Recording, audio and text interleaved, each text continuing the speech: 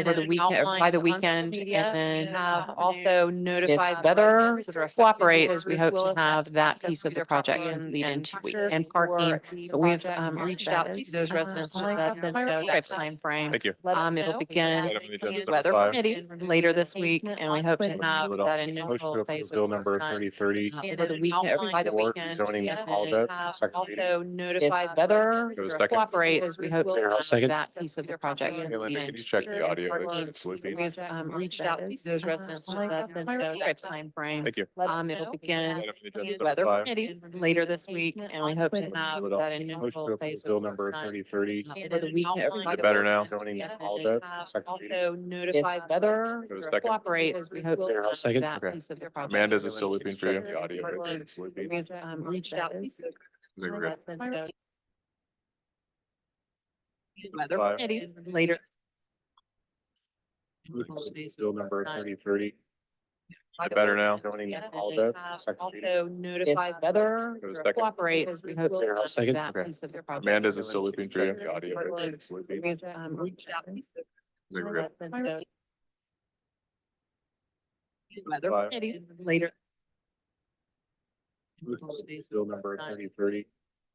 Is it better now? Zoning and Aldermen, have second reading. also If notified weather Go to second. cooperates, we hope to Mayor, I'll have second. that Okay. piece of the project. Amanda, is it still looping for you? The audio, right? It's looping. We've reached out to Is it good? weather 5. permitting later.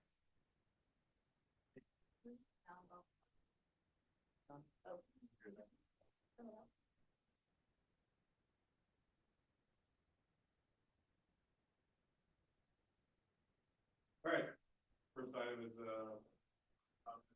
first public comment I have is John Lee. As a reminder, you got 3 minutes, and please state your name and address. No. No comment, thank you. Cheryl Lee? No, I don't. Cool.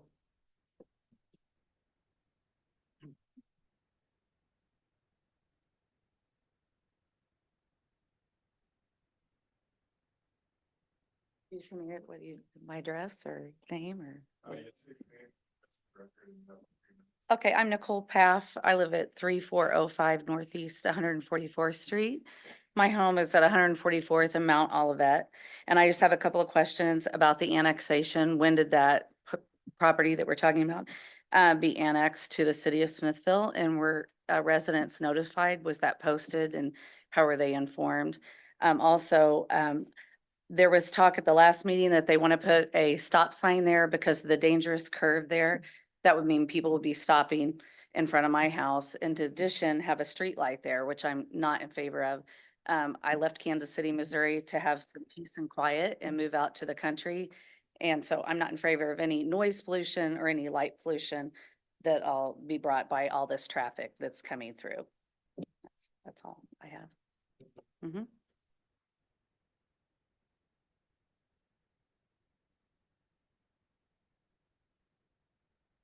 All right, Yeah, I put number 7 on there, not really noticing number 5, but it all ties together to me. Want me to just go now and get it over with? Or? you're welcome to. Okay. Hello, good evening. I'm Larry Yateman here with wife Mary Yateman, and we're at 4014 Northeast 144th Street, Smithville, Mo 64089. I'll just kind of reiterate my main concerns was more development on really inadequate roads.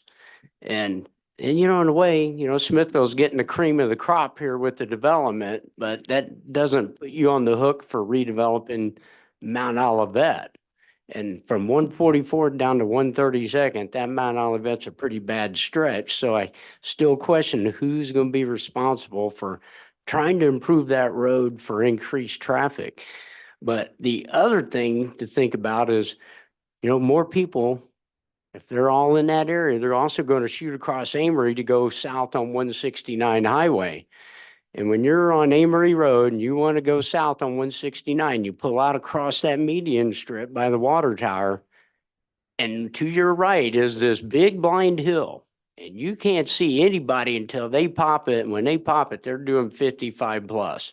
And man, it is no cakewalk pulling off Amory to go south on 169.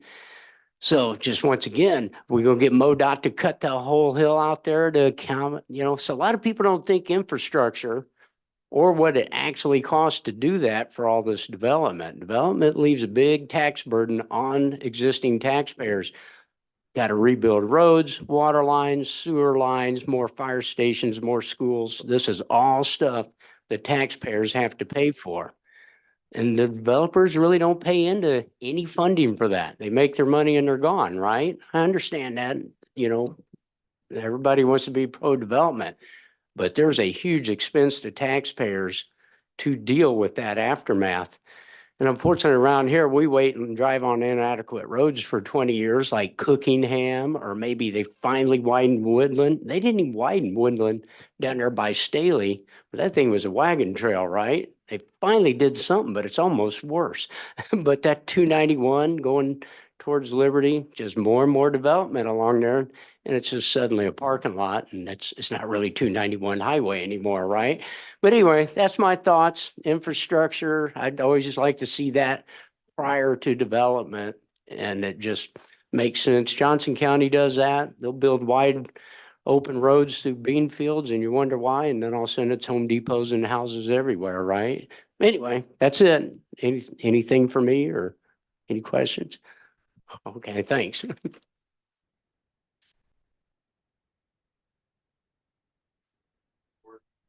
Developers here and, the county.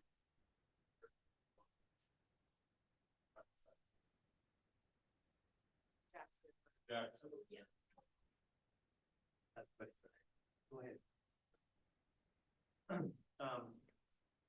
The first thing I want to address is the notification of the property owner. The Jack mentioned last time we had an issue with the mail, getting on time.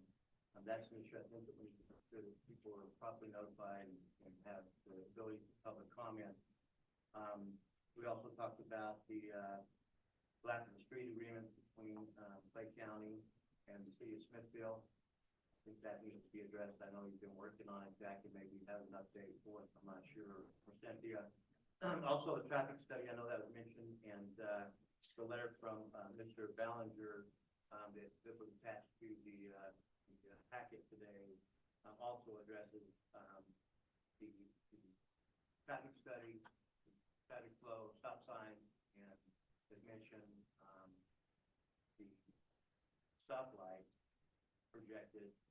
And a question that I have is I guess for Jack, is it normal procedure for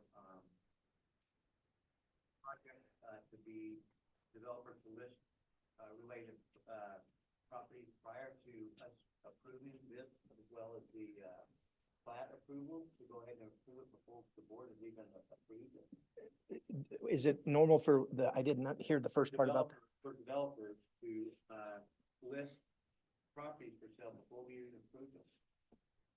Yeah, I mean, they do it at their own risk, obviously, but it happens fairly regularly. Okay. Okay, that's the only stuff that I wanted to address there. Jack, I don't know if you have an update on anything between Clay County and the city of Smithfield as far as street maintenance. The shared road maintenance agreement is being negotiated by Cynthia and Chuck specifically. We've been working on it since 2018. And with annexations, it changes a little bit each time. And we're trying to work that out. Sounds like it's getting really close from what I understand. We've not had a meeting about it since before the last meeting, so there's been no change in that discussion amount. All of that is part of that discussion. So we hope to have something for the board. I would like to be able to say this summer, but as Jack mentioned, we've been in negotiations with the county since 2018. Yeah. Anything else? No, Okay.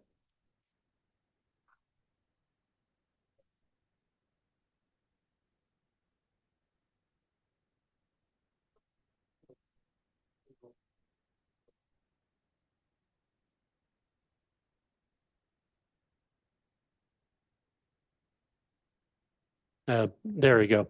Yep. Yep. We're good now.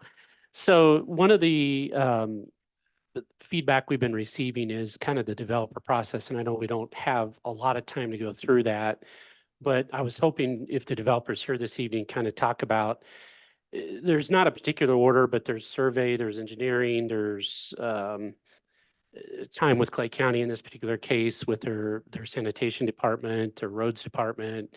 Obviously, because we're annexing it in, I mean, we got a little bit of responsibility or shared responsibility. I think some of the feedback I'm receiving is when will these things be done? And so I don't know, again, there's not a B, C, D in order, but all of these things have to be done before they build. Am I correct, Mayor, on that? From reading the development agreement, it looks like the road overlay has to be done before the 10th permit is issued. Jack, is that correct? Yep.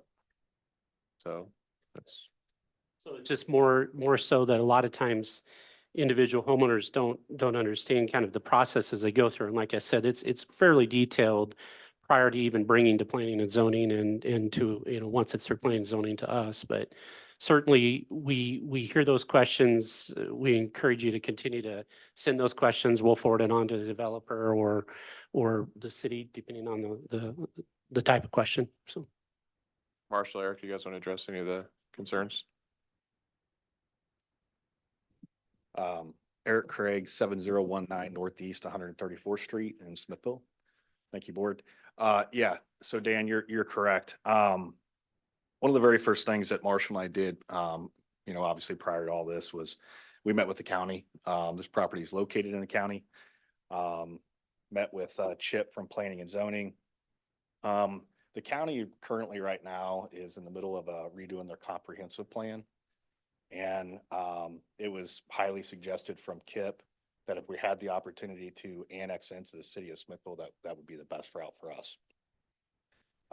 Then we met, obviously, we always make sure that utilities are there, met with the water district, talked with Platte Clay Electric, obviously there's service in the sewer. And then we met with the highway department. In that meeting, that's where it was discussed about the driveways coming off of Mount Olivet. They did say that they're trying to limit as many of those as possible. It was their idea and suggestion that we have shared driveways off of Mount Olivet in locations that we can. And also they suggested that we align the driveways with the property owners who are on the east side of Mount Olivet. That way you don't have driveways that are staggered. So yes, we meet with those municipalities and then we come through the formal process of where we're at today. I'm happy to answer any other questions you might have. Eric, thank you for that information. This might not be for you, it might be back to Jack again, but it has to do with the traffic study. Was a traffic study performed? I know you talked about the driveways, but was a traffic study based on the 33 residences performed? Sure, Alderman. So that was basically determined by Clay County Highway Department. Okay. This is considered a low density development. Obviously, if there was a higher density, you know, like a subdivision that you might see with a higher density, that would have been probably something that they would have recommended. Okay, thank you. Mm-hmm. Any other questions? I'll be here for any others if they arise. Thank you. Clerk, please call roll.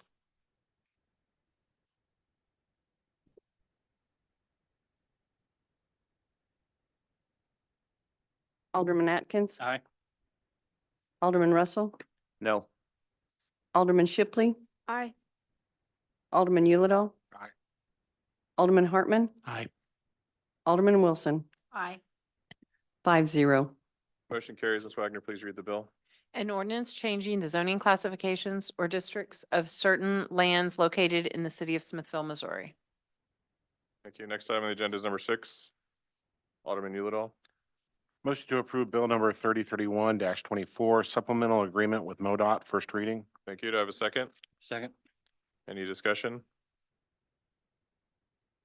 Mayor, just one classification or one point here is that this has been in planning stage for quite some time, and this is really put in place for safety for not only the students, but residents, correct, up and down Commercial? Yep. So I'm glad to see this in front of us. Yeah, we work with the school district quite a bit to tie in to their sidewalks as well. Any other discussion? Clerk, please call roll. Alderman Hartman, Aye. Alderman Yulidol, Aye. Alderman Atkins, Aye. Alderman Wilson, Aye. Alderman Shipley, Aye. Alderman Russell, Aye. 6-0. Motion carries. Ms. Wagner, please read the bill. An ordinance authorizing and directing the mayor to execute a Transportation Alternatives Funds Program supplemental agreement with the Missouri Highways and Transportation Commission for improvements to Commercial Street from Smithville High School to Meadow Street, including infrastructure improvements, encouraging safer routes for non-motorized users, and improving the pedestrian environment. Thank you. Next item on the agenda is number 7. Alderman Yulidol. Motion to approve resolution 1341, preliminary plat, Mount Olivet. Thank you. Do I have a second? Mayor, I'll second. Thank you. First public comment is Doug. My name is Doug Cercioni, 728 Spellman Drive, Smithville. Some may be wondering why I'm here talking about Mount Olivet. I'm a regular traveler Mount Olivet. Additionally, with where I live on Spellman, one of the issues we have along there is line of sight from driveways exiting onto the main drive. And looking at the layout for Farms in Mount Olivet, it looks like phase 2 seems to be fairly straightforward. It has a single entrance in and back to the housing addition, creates a nice neighborhood for anybody who would then build back there. My primary concern is around phase 1. All the lots in phase 1 have direct access to Mount Olivet, 144th and Weiss. It would seem to be in best interest of not only the people that would purchase those lots, but the neighbors around them to have a single entrance on one or multiple of the side streets to create another neighborhood like they have on phase 2. This would, I know, would create additional engineering and everything else for the developers, but with the way the roads are on all 3 sides, you have various spots that have limited visibility for line of sight for anybody coming in or out of those driveways. And as mentioned in previous meeting, deliveries, whether it be UPS, Amazon, mail, buses, whatever, then they go back on that single drive back into the neighborhood to pick up, drop off, whatever they may be doing, and limits the risk of any traffic along any of the side streets. I think that about covers everything I need to say. Thank you. Thank you. Michael Ballinger.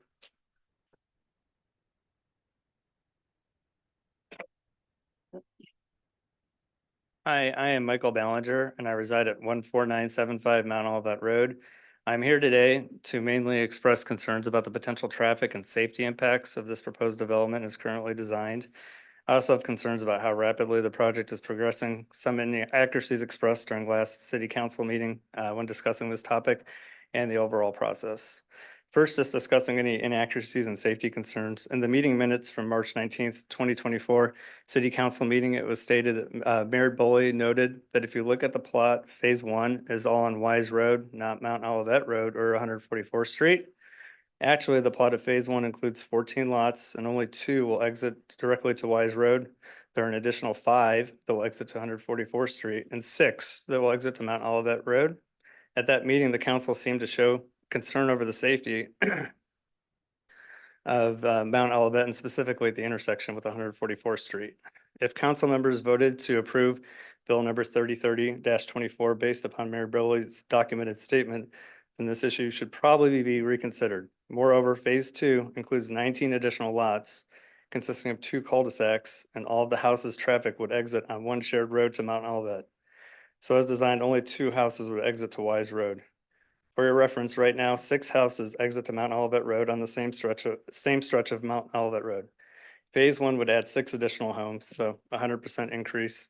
And phase 2, an additional 19, leading to a total increase of 25 in additional homes. This would represent a 417% increase in traffic volume on this stretch of roadway with a checkered safety history. At the last meeting, Alderman Atkins asked for clarification that when developers do the plot and planning for the development, there would be a feasibility study for safety, traffic, and lighting included in that. Mayor Bully said that this is correct. I am wondering when and how the council intends to ensure that these safety studies occur. and that necessary safety changes such as a four-way stop at the intersection of Mount Olivet and 144th Street are actually put into effect if rezoning is already being approved and phase one lots are already being listed for sale as pending lots on Realtor.com. Since there appears to be a complicated working relationship between the Smithville City Council and Clay County due to the shared road use agreement that is in the works, I reached out to the Clay County Planning and Zoning Director, Skip Jones. He felt the county had no jurisdiction over requirements for this project and that Smithville must have a different process than theirs because he said for the county, these safety issues are generally addressed before the first public meeting. I am concerned these issues will never be addressed. That's really, my big concern here is safety. As far as past precedent, on August 24, 2020, the Clay County Commissioners rejected Whispering Creek, a proposed 32 lot development on the opposite side of the intersection of 144th Street and Mount Olivet Road. Long story short, the development initially passed through the Clay County Planning and Zoning Department because it met the terms of the comprehensive development plan for the area. And I won't argue against that with this development.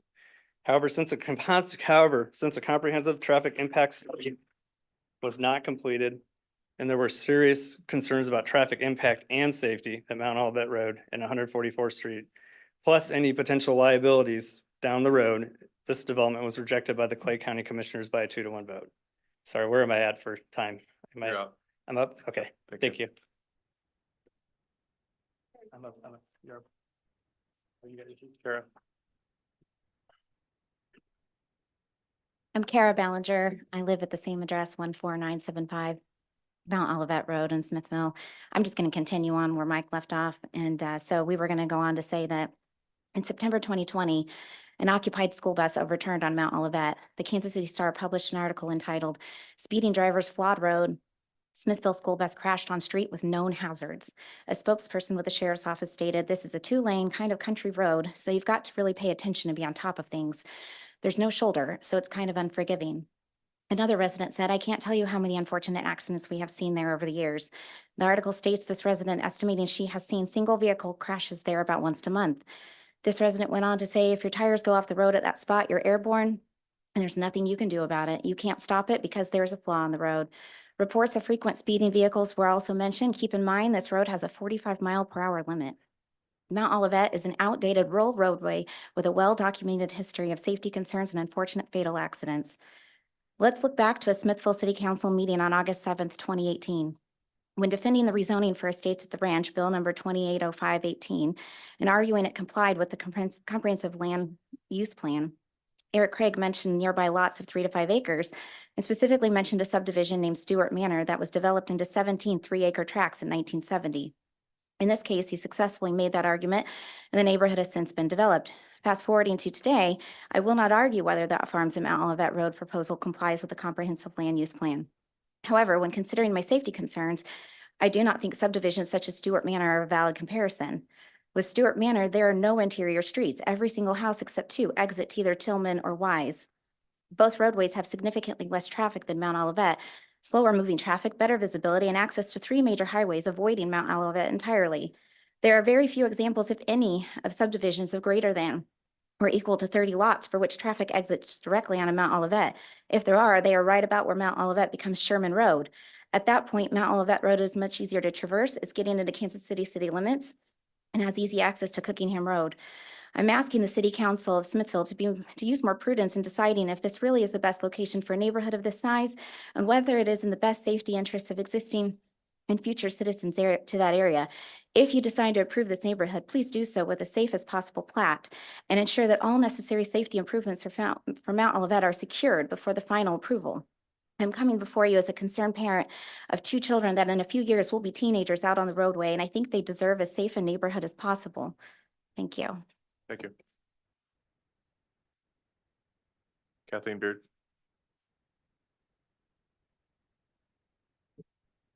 Kathleen Beard, 14915 Mount Olivet Road.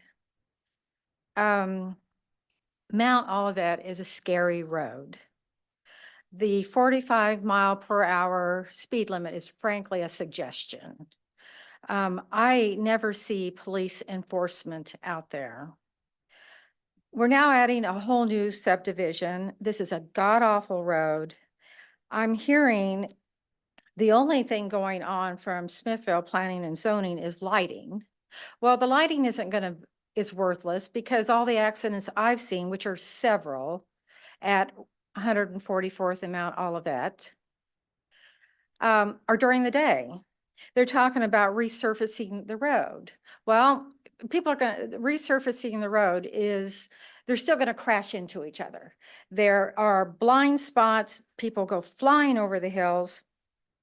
The simple solution to me is to put the god-awful intersection is 144th and Mount Olivet. Put a four-way stop there. Lower the speed limit. I would like to see that section at 25 miles per hour, but 30 would be extremely reasonable when you consider all these people. The subdivision being put in. You know, I hear that there's this conversation going on with Clay County, but I don't hear any responsibility going on. I don't really hear anything's happening. It just seems like everyone's shoving it from one person to another. You all have the power to make this road safe.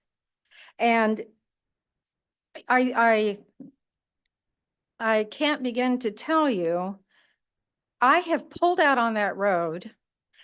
A car comes flying over at 60 miles per hour. It comes screeching to a slowdown to avoid hitting me, but I pulled out not seeing anything. And we could avoid all of this by a lower speed limit and a four-way stop. And like I said, I feel you all should do the right thing and put this into place. Mike Ballinger is my son-in-law, and what you may not know is he's a doctor down at Children's Mercy Hospital, and he has seen god-awful things. And I know that there's been deaths on these roads, and children at 60 miles an hour in a car slamming into other people aren't going to withstand that impact like an adult can. So I think that someone, and I don't hear the developer doing anything. I keep hearing conversations, but nobody's doing anything. It just sits there. And I guess if you lived on that road, you would know how scary it is. Some of the spots are fine, you can see, but some of them aren't. There are curves and there are hills. And I'm telling you, people go at 60 miles an hour and it is dangerous. So thank you for listening to me. Thank you.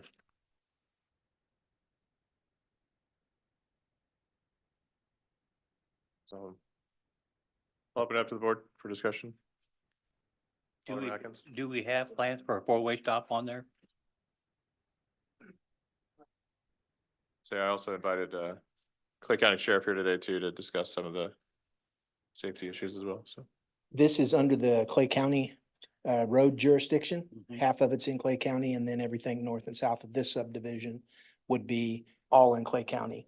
So they were presented, I think the developer did it, but we also asked, what's your requirements for this subdivision on a traffic study, traffic impact report, whatever.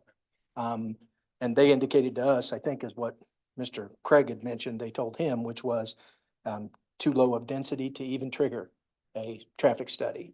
As it relates to that intersection getting a stop sign, that's again Clay County's determination. They've got a traffic engineers associated with it. Whether a new traffic counts need to be done. For if it was us, we would have our engineers look at it.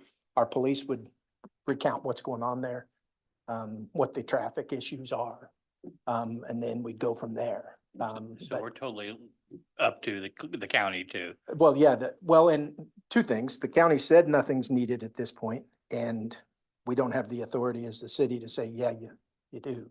We had to get their approval for the road improvements that we're doing. And there's asphalt on one and then a microsurface on the other, so. Thank you, Jack. I would like to ask the Clay County officer some questions if you'd come up. Under Sheriff. Or I know Sheriff Aiken threw you in the fire here, but appreciate you being here tonight. That's no problem. I'm Lieutenant Colonel Jeff Self. I'm the undersheriff of the county. So I guess you've heard the concerns about did. Mount Olivet. Sure. So from a county standpoint, what can be done? I mean, as citizens? Do the citizens go to the county commission and talk about this road, or what can be done? Well, to start, the sheriff's office, we can only deal with enforcement on the road. As far as the county's procedures for road studies or widening and that sort of thing, we actually don't have input in that. As far as the enforcement, I mean, as complaints come in and that sort of thing, we can focus on that, but mere enforcement isn't a long-term solution. It works for a while, but it requires maintenance, and we can't possibly put someone there constantly, if you understand what I'm saying. But we do respond to complaints and those sort of things. But as far as improvements to the roads, four-way stops, widening and that sort of thing, that's clearly the commission and the highway department. And just like coming here, I would say you would voice your opinion to the or your concerns to the commission. Yes. Okay, thank you. Could you help pull some data for us and get it over to Kip so he has that for this road and As far as accidents and accidents, that sort of thing. Yeah. enforcement absolutely. citations? We could absolutely do that. Okay. So, yeah.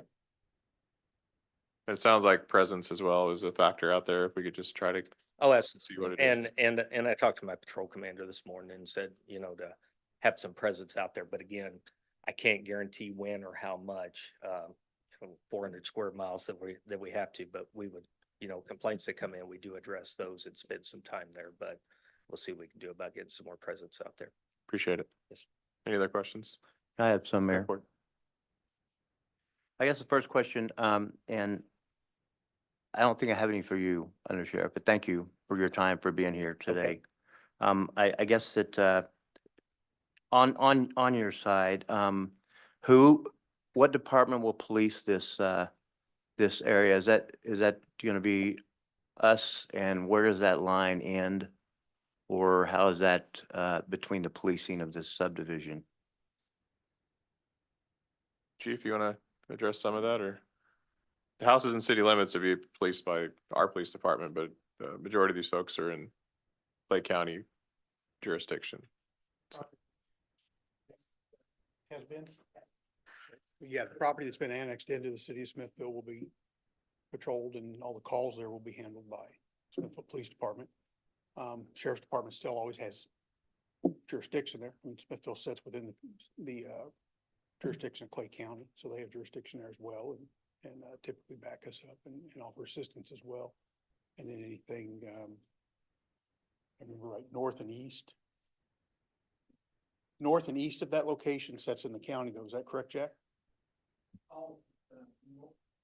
East of that 144, everything east on the north and south, and then on the south side. Okay. West. Yeah. So Mount Olivet will be the responsibility of the county. This subdivision will be responsibility of Smithville. The other side of Mount Olivet will be the responsibility of the county. Right? So we're gonna have, okay, well, that's not confusing enough. But okay, thank you. Jack, have we looked at keeping the entrances off of Mount Olivet? I know the discussion was the entrances coming off Mount Olivet, a concern there. But did we look at keeping the entrances off of Mount Olivet as much as we could as far as when we were developing this? In this scenario, we didn't, the county did. The county said, double up everywhere you can. And on the preliminary plat, you have the draft or the document you have, it actually has them shown on the preliminary plat where those are. They're on the property line, requiring a shared driveway. Yeah, and it's in your packet. So. Yeah, I've got it. Thank you, Eric. Again, a lot of the discussion about the design of this occurred before it even came to Smithville. When Clay County told the developer, because of what's going on with their comprehensive plan, you ought to talk to Smithville, they came to us. Okay. We talked to them about annexation. They already had a pretty good layout. We had conversations with the highway department. What do you need? Excuse me. So we went down that process, taking over what the county had already done. Okay, Jack, do you know if there's ever been a comprehensive traffic study on Mount Olivet? My guess is no, not on any of it from Liberty to the lake. Tried it on the other side. And that was low density housing and they made it Yeah. good.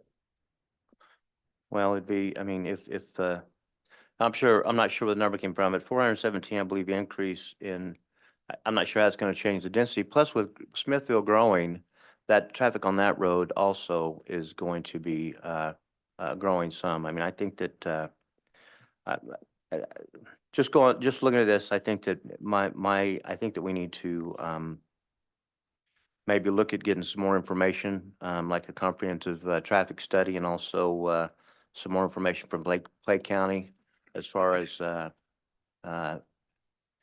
traffic studies, as far as, any violations, accidents, fatalities, locations, that type of stuff, and, maybe look at going from there. I would like to make a motion. We, move this, to a later date pending some, more data, for the safety of the citizens, off of Mount Olivet. Is there a second?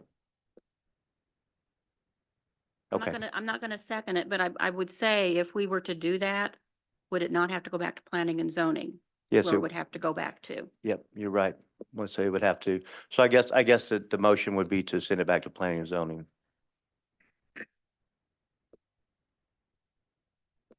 But sending it back to planning and zoning, isn't it still up to Clay County? All the changes and adjustments and studies, seeing it's their property and we have no way to enforce it. Well, yes, it would. Yes, it would, except that it's our housing, it's our subdivision, right? So our traffic is coming out onto Mount Olivet. You know what I'm saying? Oh, I hear So I what mean, you're I saying. think it's jointly, it's a joint thing. The sheriff, and will have to respond to the fatalities based on the 417% traffic increase, if that's the number that we're looking at. It sounds to me like we need some more, involvement with Clay County, and approval of, making sure that they're okay with this, as far as the increase, who's got what, the road, maintenance agreement. It just seems to me like we need some more input, from who's got the ball. Still don't hear a second. Do you have a second? No second. Okay, thank you, Mayor.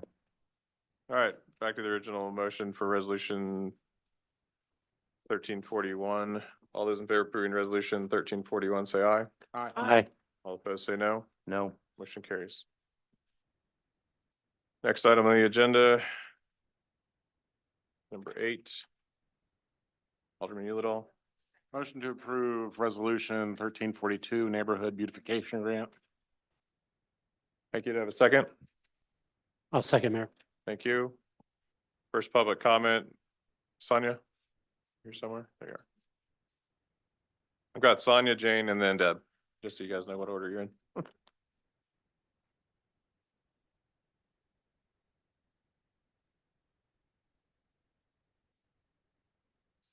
No? Well, you get me first, then you get Sonia, then you get Jane. Okay, Okay, hang on one second. okay.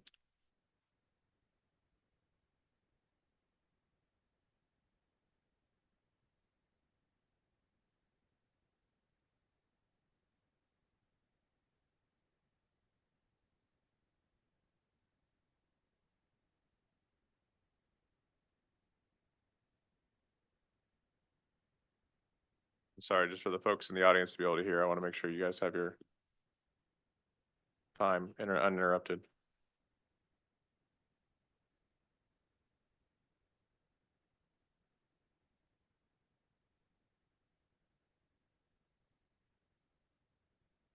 All right, please say your name for the record, and you have 3 minutes, 7:41, looks like. Deb Dodson, 2004 Northeast 196th Place, Smithville, Missouri, 64089. And this is regarding Harbor Lake subdivision. We were informed last Friday that our beautification grant was denied. and we are here to ask for the aldermen to please reconsider. We've come before you tonight to ask for reconsideration and approval of our pool resurfacing project. It was denied by the committee as seemed more like pool maintenance. What would on the surface appear as maintenance is far more involved than seasonal maintenance. Harbor Lakes has maintained our pool since inception. We have used professionals for years to ensure proper care, maintenance, and chemical balance to meet the county health department standards. We have upgraded equipment and electrical to ensure the safety and functionality of our pool. We take maintenance very seriously. In your packet, you should have had a copy of our annual pool maintenance contract for $18,000. As you can see, we do not skimp on cost to ensure proper pool annual maintenance. You should also have in your packet our application, emails, bids to resurface, etc.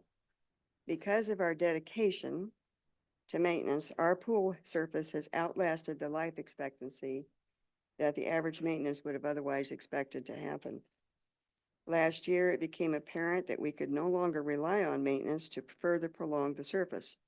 Upon opening last May, it was stained and just plain ugly. Residents complained about it appearing dirty and unsightly. While it was clean, it was and is unsightly. Resurfacing is absolutely necessary to make our pool beautiful and inviting again. Defining the word maintenance is subjective. Routine maintenance, preventive maintenance, reactive maintenance, all of this is part of our annual due diligence. Resurfacing a pool is not about maintenance. It's about restoration, beautification, and creating a safe, enticing amenity that enhances our overall satisfaction of the residents. An ugly pool creates discontent and invites further degradation of the surrounding area. Harbor Lakes was planned to be unique in Smithville from inception.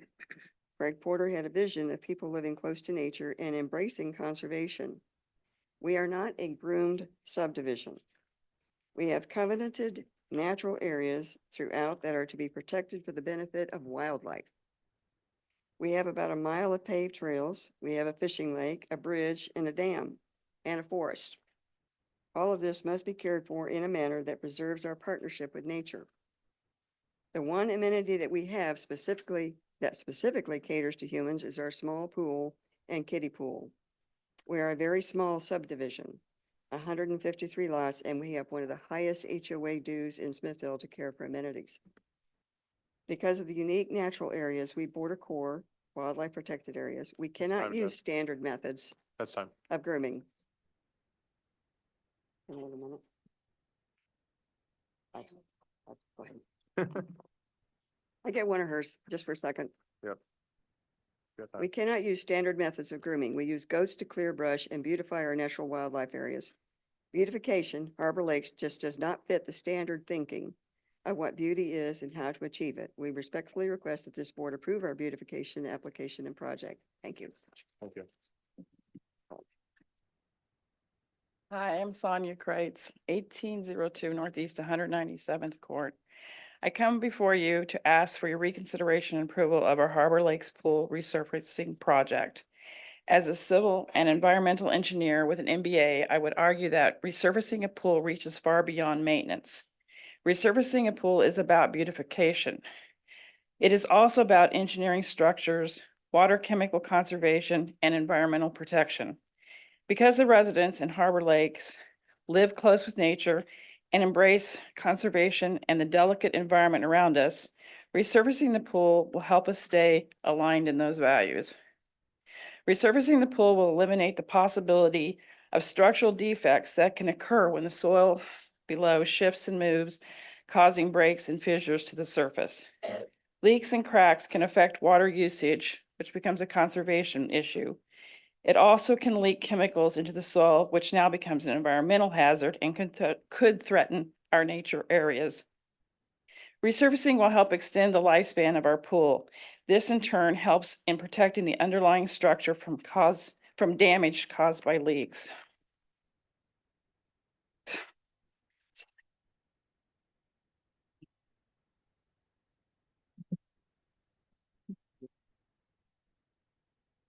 Sorry. All right. There you go. You're fine. It also plays an important role in keeping our residents safe. A pool surface that is worn out can be rough and bumpy. This surface can cause cuts and abrasions to skin. A pool is nice to look at until it isn't. Perhaps more than any other landscaping, a neglected pool radiates an air of sadness. The residents of Harbor Lake deserve to have a pool that aligns with our values of conserving and protecting the environment around us. This environment we call our home. I would respectfully request that this committee approve our beautification application and project. Thank you. Thank you.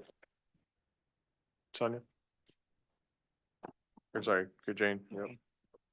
Good evening, Alderman.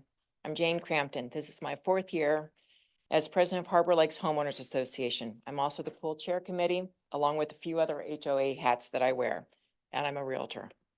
Thank you for allowing Deb, Sonia, and myself to speak on behalf of the Harbor Lake Swimming Pool Resurfacing Beautification Project. As stated previously, our application was denied, classifying as a maintenance and not a beautification project. Have any of you toured Harbor Lake subdivision? It is a unique subdivision featuring a neighborhood fishing lake with raised dam, paved walking trails that lead you through a wooded and wildlife protected area, open green spaces filled with wildflowers, which pollinators love. Our neighbor is the Army Corps of Engineers. Oh, and we have a swimming pool and a kiddie pool. We have 153 rooftops and maintain all of these areas within the scope of our annual budget, and at times a special assessment. In 2022, we used the Neighborhood Beautification Grant to bring in Goats on the Go into our neighborhood to revitalize our wildflower fields. The pollinators were ecstatic. We received approximately $2,400 in grant monies. In the past, the fields were brush hogged. Years ago, burned. Yikes. And now we use goats. That same year, we teamed up with an arborist to clear out the invasive trees along our paved trails, allowing for native trees to thrive. We are always looking for ways to lessen our carbon footprint within our neighborhood. Also in 2022, we had an unexpected $2,500 expense to make necessary electrical updates at the pool house. As we all know, building codes have been updated since 2006. Outdated lighting was replaced with LED exterior lights, additional GFCI outlets were added, underwater pool lighting was put on an updated automatic sensor so lights come on at dusk, and breakers were added to prevent tripping. In 2023, we replaced the swimming pool pump motor. So as you can see, in addition to the daily pool maintenance contract, we do our very best to stay on top of maintaining and updating our pool. Our swimming pool is approximately 18 years old and has never had a complete replastering of all surfaces. 2 years ago, the kiddie pool was patched and replastered to the tune of $2,000, only to need it 2 years later. The last couple of years, the plaster in the large pool has cracked in areas, allowing staining to occur. Stains give the appearance of a dirty pool, which is not appealing to swim in.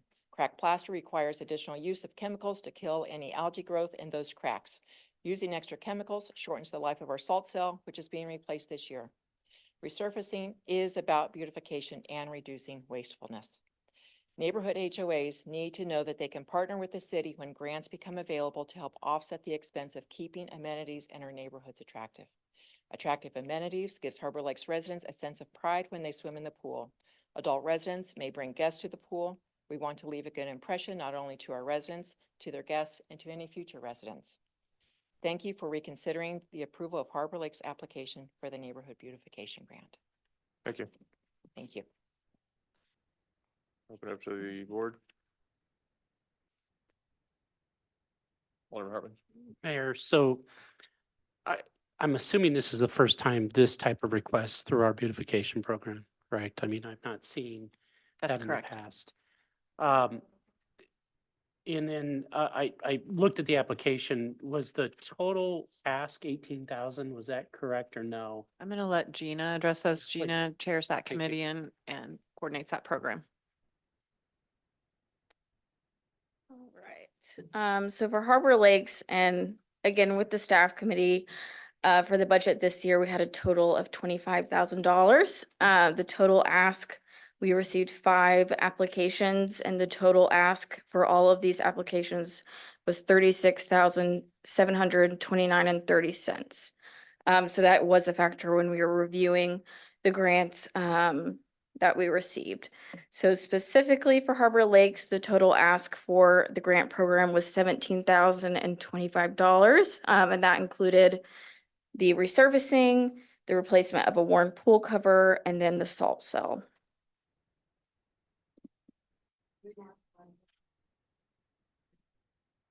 Removed the salt cell. Okay.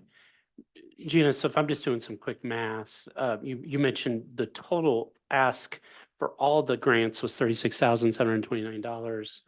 But if I just did some real quick math, we're right around 20,000 roughly. Is that right? Yeah. Yes, it's right under. 70430. Yeah. It's on the. Yep, yep. I just wanted to,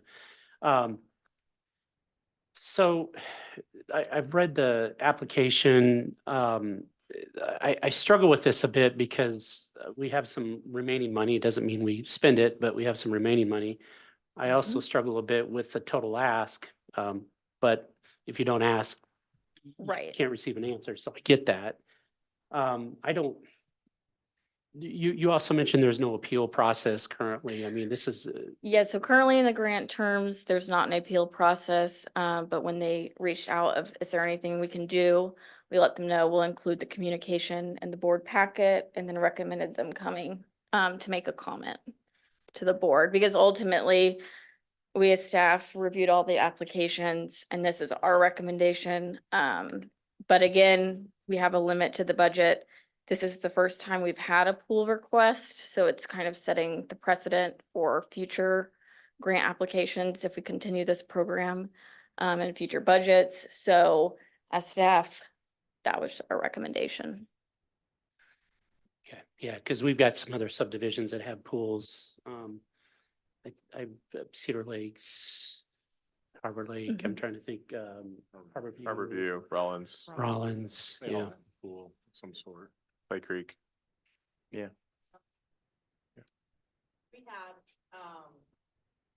we've raised our dues consistently, fortunately, since, 2019, we started to increase. This past year, we did a special assessment. What we started in 2021 was within the dues that we collect, we started a reserve fund to put it back into so we could help offset projects. This year, instead of putting $7,000 from our dues into a special assessment, we use that $7 to help offset the special assessment amount of $185 that we charged each homeowner in addition to annual dues.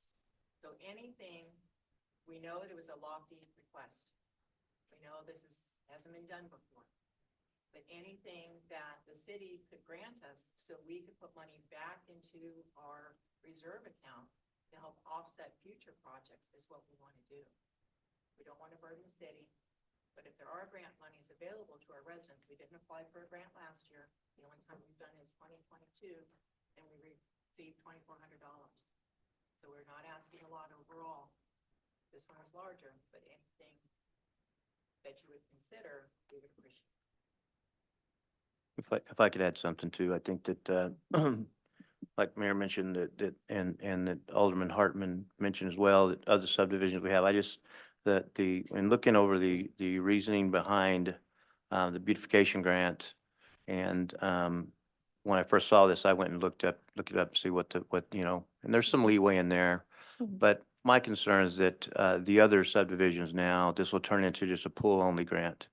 And, the other subdivisions that have a pool, the beautification piece, that this was focused on, trail, whatever the beautification piece is that it's been used for in the past, now this will turn into a pool grant, because I would imagine the other subdivisions, next time this is available, if this is approved, will go in for pool maintenance. And I think this is a bad precedent to set myself.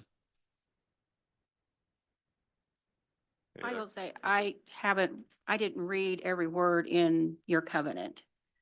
The only knowledge I have of an HOA is a family member of mine in a different town even.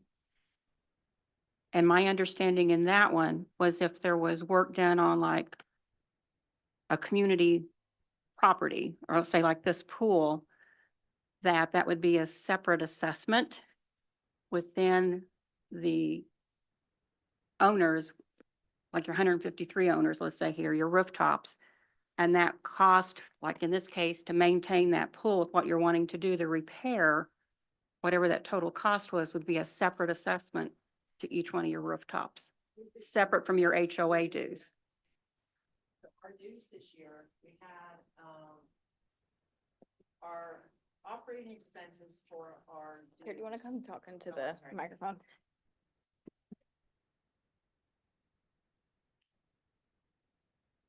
We had a dues increase from 2023 to 2024 of $565 to $635. $40 of that was just total operating expense, the cost of insurance, and then our pool servicing went up from 13,500 to 18,000. Part of it's our location. We are the very north edge of Smithville, and it is difficult to have vendors come work at our beautiful subdivision. It's a beauty and a curse, all wrapped up in one. We did assess our homeowners $185 with the hopes that we could receive part of that money back. Like I said, we used $7,000 that we were originally going to put into our reserve account to help offset that special assessment. So then our homeowners would not be charged $635 for HOA dues and then an additional 235 or so like that. It was We, closer to 300. yeah, we reduced it down to 185 and we got a lot of pushback on it, a lot. As I said, we work very hard to maintain. We've updated electrical. The only time we've asked for grant money was for the goats. We don't need to build any more trails. We have trails. We don't need to plant any more trees. We've got a lot of trees. But what we do need assistance is in keeping that so it's beautiful and it's safe. And we already have budgeted $10,000 this year to do tree cleanup and to keep those trees groomed and looking lovely in our neighborhood And safe. and safe. So those are the things we budget in. We don't spend our money frivolously. Deb and I work very hard obtaining bids from outside resources, working with environmental companies, and so we can maintain the properties. And so people will have a sense of pride in what we do. I understand the concern regarding other subdivisions with their pools. Pools where they get old and they need facelift. We're not greedy. We're not asking for the farm here. We're asking for whatever you feel we can get, obviously. I would suggest going forward with other subdivisions that perhaps if there's a pool beautification, and it truly is a beautification, if you look at some of the older pools, they need it. Perhaps cap it. Make it part of the grant program to say if you're going to do a pool project, then you really have to jump through the hoops and answer all the questions like we've done and make your case and have that grant capped specifically for pools. I have something to add. It seems to me that the pool beautification on our side's not grabbing any traction. Your title of your beautification should have been for the tree work or signage or something like that that you've done and saved that money that you spent for the pool work. Is what we're seeing here. Because I think is what's going to happen is we're going to put a pool clause into those rules. Okay. That it's not going to be used for maintenance and upkeep of the amenity, but it's going to be made for trails and signage and beautification of landscaping that are damaged or something like that. But the amenity of a pool, you can, it sounds like staff, and I've been on the fence this whole conversation, but I don't think it's gonna happen that way. Let me ask you this, Alderman, and consider this. We have just shy of 2 miles of already paved walking trails. Some of those are original and they have cracks. We did a massive repaving project before the beautification grant was even around. We did a special assessment, $46,000 to rebuild the dam and repave about a third of that. We just received another bid this past year, which is $100,000 to repair the cracks and resurface the rest of the trails. If you received an application for beautification, would existing trails qualify for that? Or do they have to be new trails? Because as neighborhoods continue to put in these amenities, they last for so long, but then we need to keep them up so they are beautiful and they're not a safety hazard. From the way I'm looking at it, the trails, the upkeep of the trails, for some reason would trump swimming pools at this time. I don't know. 100%. We did approve, or staff recommended to the governing body, and you all approved last year, improvements to the trails and hills of Shannon. For ADA and resurfacing. Absolutely. Yep. One of the things that staff, the discussion that occurred in review of the applications this year, trails, a resident from anywhere in the community can use a trail that's connected to others or be in an area and use a trail. A pool is limited to the residents of that area, and the homeowners association dues are specific to those. That's where part of the staff came from. That's where our subdivision, like I said, is unique. This is where we run into problems with the beautification grant process, is that we are private. Everything we have, the dam, the bridge, the pool, the trails, the trees, everything is private and not open to outside unless they're guests. So that pretty much limits us as to what we can do as far as getting grants. It's a struggle. It's a struggle, and I do respect and understand the questions coming from the alderman. I respect that. It makes sense. Where we're coming from is because of our covenanted situation, we don't fit into any of the categories. When we did the goats a few years ago, it was a one-off. It was a one-time thing because the goats weren't necessarily considered beautification. We have acres and acres of wildlife area and wildflowers. We used to burn it, and then I swore to Chief Klein that we would never burn down the city again. So we stopped burning. And the only other option we had at that point was to bring in grazing. And so we did get that one-time grant of $2,400 for the goats. We still use goats because that's our only option to renovate and beautify our wildflower areas again. And that was a one-shot deal for us with the beautification process. So we're kind of limited. So we were asking for whatever you could come up with. And I understand that, yeah, I agree that there needs to be some kind of cap for pools because you all don't want this to turn into a pool party where everybody goes, oh, we need to put in $30,000 worth of pool work. I think it also comes down to what she was saying. It's the difference between public and private. Right. But all HOAs are essentially private. So To an extent. yeah, any other questions for Devin? No, Mayor, I was just gonna, Gina, is there any possibility they could amend their application, or is it closed and we'd have to wait? I'll answer that the applications have closed, but it's the board's direction as to how we allocate those funds. This was created, this is the third year of application, so it was created the idea was 4 years ago. And one of the things that I would suggest moving forward is that at some point in the future, the board, before we go out for the next process, if it is included in the budget next year, that we have some discussion about eligible projects and how we look at that, because this is a new program. This is the first time we've run into a question like this. And so we need to clarify that. So we're actually looking for direction from the board tonight as to how to work through the process here. So that's really in your all's hands. Any other questions for Deb or Jane, so they can be seated? No?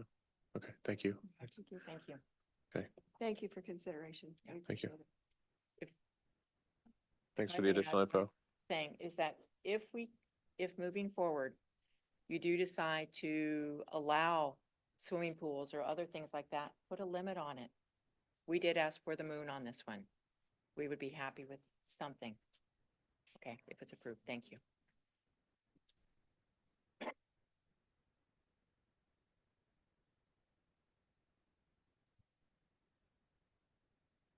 When we put this in the budget a couple years ago, I'd asked for this item, after talking with the Rollins Landing subdivision on signage, which fits into our comprehensive plan, fits in our parks plan.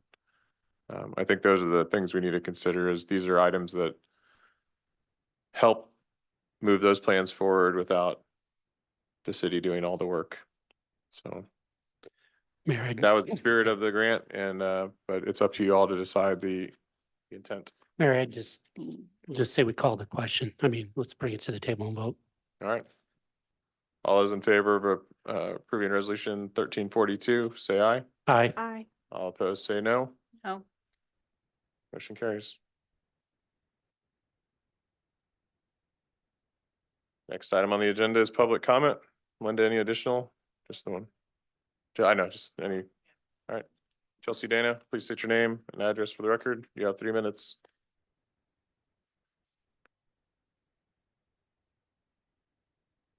Hello, I'm Chelsea Dana. My address is 19407 Mulberry Lane, Smithville, Missouri, 64089. With this topic at hand, I am asking and encouraging the aldermen to create a similar grant for non-HOA citizens. I think it is important for aldermen to host meet and greets to build the communication between citizens and the city. During this election and my meet and greets, topics like this were discussed. An example I have is a group of citizens who live off 134th Street.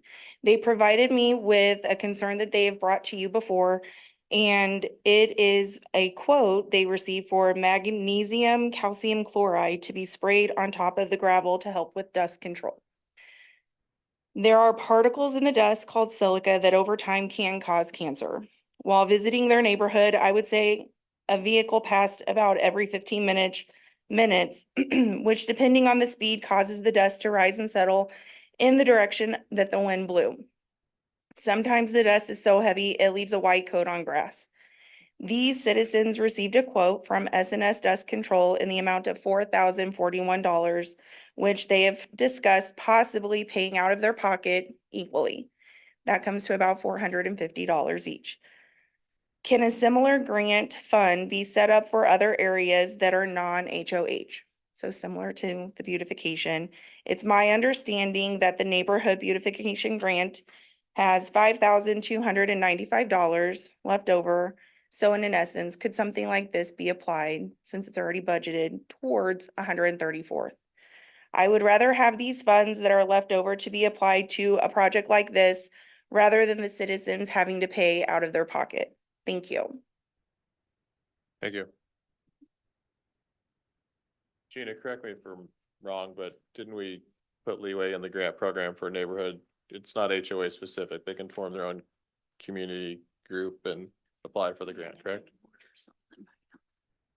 Because we had this discussion around Diamond Crest and other subdivisions that they don't have do- formal HOAs. They do have to have formal HOAs. The biggest thing is everyone has to prove their budget and having enough money in their bank account to fund the project. So it's something that we could look at in the future of if desired from the board, by changing the grant terms a little bit in the future. But it would still have to be a group that has a bank account. Yeah, the biggest thing is for us to know that they would be able to provide funding for the project because we reimburse them after it is paid. Correct. Okay. Thank you.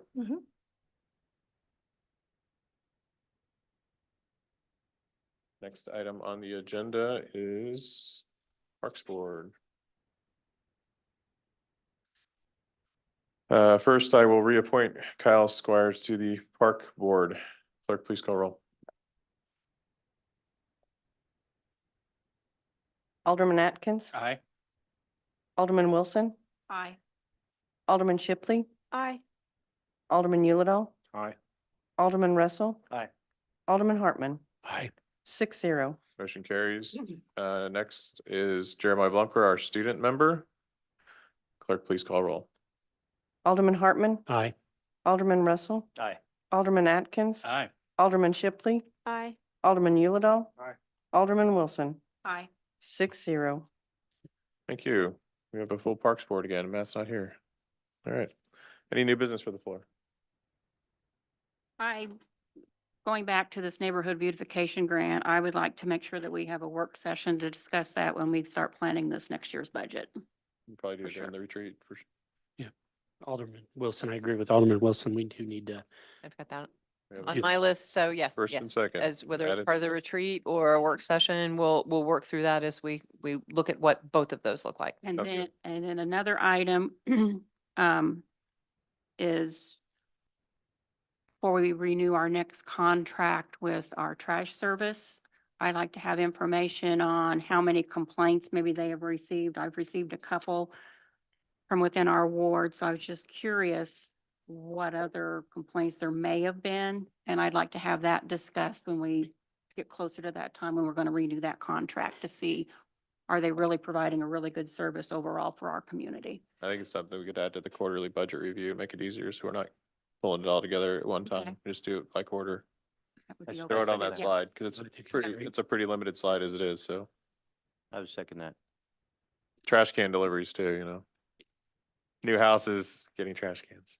That's the Okay. biggest complaint I get. I And like that enhance suggestion, that Mayor. information that Thank we're providing on a quarterly basis related to trash.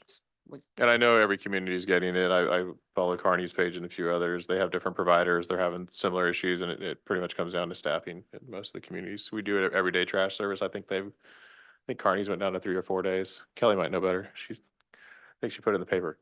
So anyway, cool. That's all I have. Thank you, Mayor. Thank you. Alderman Russell, did you have something? Yes, I did, Mayor. Thank you. As I'm sure everyone knows, we'll have new members to this board after tomorrow's election, right? So there's several items that I wanted to address and make sure they didn't fall through the cracks in the future. The first one is we have an agreement, and I think that Alderman Wilson touched on this with the Mid-American Regional Council, referred to as MARC, and also the Household Hazardous Waste Material Collection. The agreement was in 2021 and most recently amended on November 6th of 2023, resolution number 1284. The current annual contribution, the Smithville pays MARC is $12,037.89. The money collected from residents in the trash, combined with the trash bill, in the amount of 49 cents that was in 2021. Per resident, per trash bill, is collected on 3621 residents monthly. Households, excuse me, on the household, not residents. Residents are charged through MARC. So with that being said, that equals about at $21,000. And so the difference between what we charge MARC and what we are collecting from the citizens is a substantial amount. And the question is twofold. One, can we get a detailed breakdown on our trash bill, including this charge? And number two, where are the funds that I've yet to find where these funds are going, upwards of $8,000 a year that are not going to MARC? I guess that's twofold to find out. I know that Mayor is part of the Finance Committee as well as the treasurer for MARC. So the question is, I guess the question is where these monies going, and I guess that it might be beneficial to get a work group to come together and try to find out where this money has went, and also find a solution on how we can put this on the bill. So I'd like to move to propose a work session to discuss the money collected for this hazardous waste material, and also to find where the missing money has went in the past. Do I have a second? I don't think we can do that. Here, we're just New business. suggesting new business to the floor. We can't make motions when we're under new business. what was your number for new household or households in the community that you said? 3621, that's in 2021. Mm-hmm. The dollar amount paid for MARC was, in 2022 was 11,607. It was down in 2021. I'd have to pull it up. I think it was 10,900 And that changes on an annual basis. Yeah. As do Per- the number per of capita. households, yeah, that's based on a per capita number. The number of households changes basically with moving with billing cycle from GFL based on the number of collections they're making. Staff has been looking at this, and I would suggest that this, as Alderman Wilson asked for kind of more information as we review on a quarterly basis the budget, that we include that as we go through the budget process. We do have conversations about both of those pieces as we develop those rates. Between 21 and now, we've also changed and introduced a senior discount, and that has an impact on the total amount that we're paying. So my suggestion would be, we can absolutely have a work session if that's the way the board wants to look at it, and we can look at that topic, or we can look at it as part of the budget process, looking at that fund specifically. So I guess where does the money go that's collected, the 49 cents? for Into what the that- solid waste fund. Okay, That's reviewed every quarter in the budget meetings in this room, right. which was last week, right? Last meeting, 2 weeks ago? Yes, it was. I didn't The see full the slide breakdown. on it. I didn't see the breakdown between, of those monies at all. I haven't. I guess goes back to the question on, it looks like we're missing money that the residents are paying, I'm not sure, I'm not sure where it went, right? If it's going for this fund for Mark, I don't see where the money has went. Anyway, I think that the citizens are owed that explanation.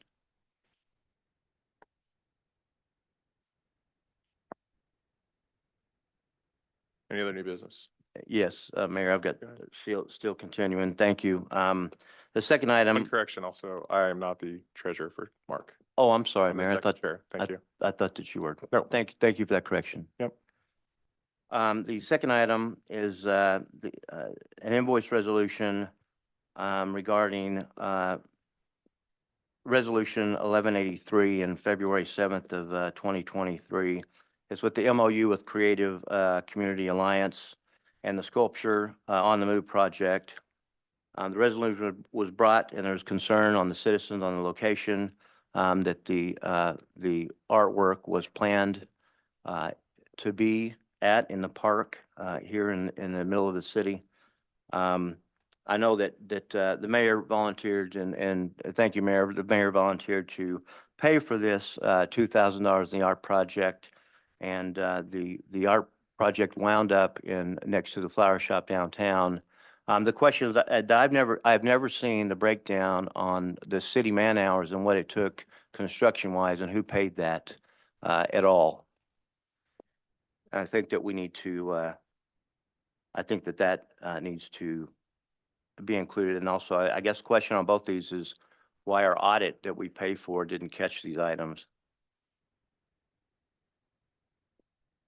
Number 3, item is a motion for a work session.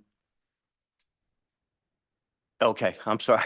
I'm sorry. I keep making a motion here. I'm going through these. The city process on bids. I brought this up earlier this year and last year, from start to finish, including contract extensions and renewals. I was told that there wasn't enough concern from other aldermen with that issue. I hope that's not the case, unless somebody knows something I don't about the bid process. I've seen it, at least from my experience, I've seen it. The aldermen approve, they don't approve, they didn't approve last year, they did approve. I'm just want to see the bid process from start to finish. And also the extensions and renewals. I'd also like to see a work session with local resident clergyman, pastor, priest, preacher, guest, that we say that we're allowed to say a prayer before the Pledge of Allegiance when we open up these meetings, asking for God's guidance and mirror the process that's currently used in the Missouri State Assembly. I did have a alderman who had seconded to this motion earlier. And also just, and I'm sure people that have studied case law know what I'm about to quote here, but several people came to me asking about the process that we use in this council. about the ability to ask questions from the citizens, the ability to ask questions and have answers or have discussion, which currently is not the place. I understand I think that I understand that this was the process before, but the meetings lasted pretty long. Just for case law, and I'm sure those that study know this, 1964 Supreme Court, New York Times versus Sullivan, the debate on public issues shall be unhindered. It shall be robust and wide open, and that it may be well include vehement, caustic, and sometimes unpleasantly sharp attacks on government and public officials. Just want to make sure that we're not borderline any unconstitutional censorship. And that's all I have there. Thank you, Mayor, and thank you, Alderman, fellow Alderman, for your time. Any other new business? I'll entertain a motion to adjourn. Mayor, I'll make a motion to adjourn. I think both Dan said it, but since this is Andy Liddell's My last final one. Give time it to to him. adjourn, you can have it. You can and have it. Hartman can have the second. All those in favor of adjourning, say aye. Aye. All opposed, say no. Stand adjourned. No.